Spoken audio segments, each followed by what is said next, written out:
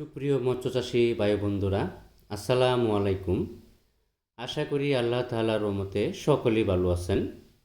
আজকে আমি আলোচনা করব গুলশা মাছের সম্পর্কে।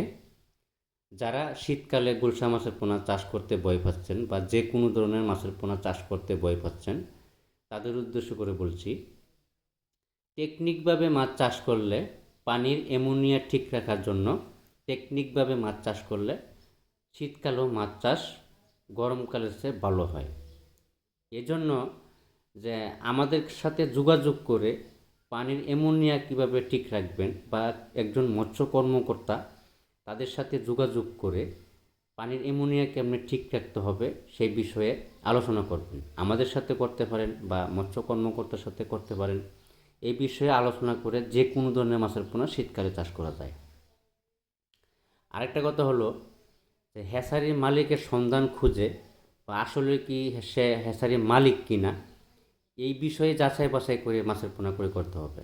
যদি একজন আলাদা ইউটিউবার বা দালাল বা ব্যাপারী এদের কাছ থেকে মাছের পোনা ক্রয় করেন, তাহলে পোনার মান ভালো পাবেন না। লাস্ট গ্রেডিংয়ের যে পোনাগুলো আছে এই পোনাগুলো আপনাকে হ্যাচারি থেকে কিনে তারপরে এই পোনাগুলো আপনাকে দিবে।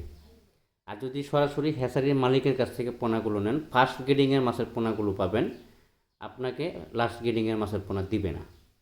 10 পয়সা বেশি লাগুক, তবে ভালো পোনা দিবে।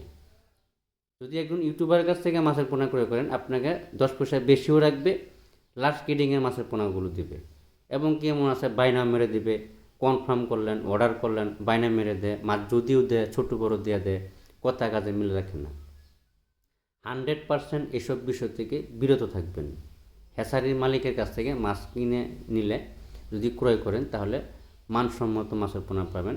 উৎপাদন খরচ সহ বা লেবার খরচ সহ, উৎপাদনে কয় টাকা খরচ হয়, লেবারে কয় টাকা খরচ হয়, হিসাব করে আপনার কাছে মাছের দাম রেট চাওয়া হবে।